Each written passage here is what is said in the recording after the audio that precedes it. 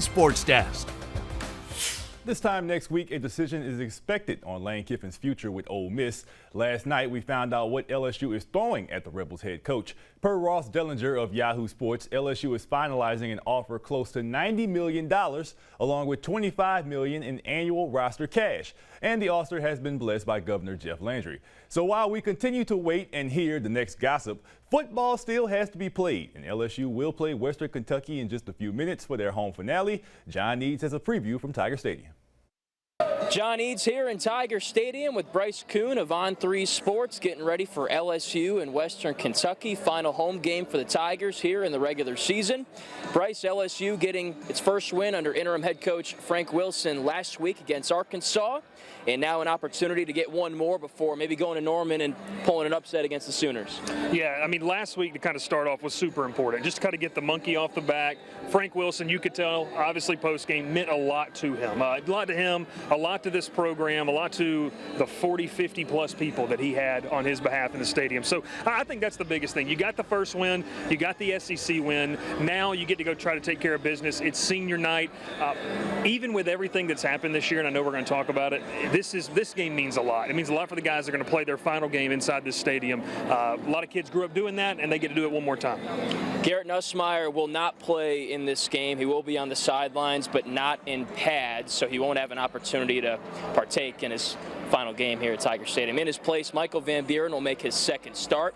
Thought he looked good against the Razorbacks, passed for over 200 yards and a touchdown, moved the offense up and down the field. Maybe you want to end more drives with 6 than 3 than they did in that game. But what'd you see from MVB? I think the biggest thing is just his ability to spread the ball to different guys, give some different looks. We saw a couple deep balls hit in that game, and I think for the fans that was really exciting. And then also the big third down run that he had to be able to stretch the defense out. They're playing a little bit of man coverage, and then you can take advantage of that. And look, you know, all due respect to what Garrett Nussmeier has done. He's been a pivotal part of this program.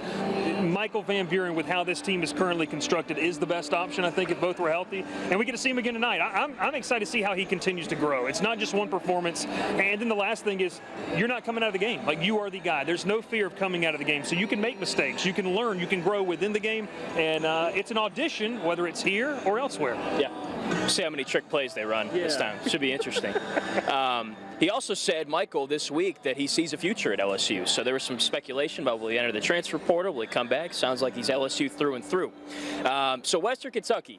This is kind of the SEC bye week late in the season. I don't know if LSU understood the assignment. You got Georgia playing Charlotte and Alabama playing Eastern Illinois. This is a good Hilltoppers team, 8-2 coming into this game. Yeah, it's a team that's challenging for the top of the Conference USA. You and I were just joking, like maybe not joking. That's a real conference race with 2 weeks left to go. Western Kentucky gets to try their hand. They're led by Tyson Helton, who, if you pay attention to Group of 5 or Group of 6 football, however you want to look at it, it's one of those things where they are a team week in, week out, year in, year out. They're competitive. And so I expect them to bring the fight.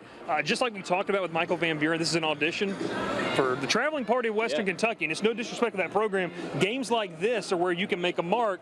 You pique a coach's interest on the film and say, hey, we can get that guy to make the jump. And so it's a weird way to look at it. These, I guess, pay games, we talk about them now, but this is a quality opponent. LSU, I think, is going to have their hands full from a physicality standpoint, from a coaching standpoint.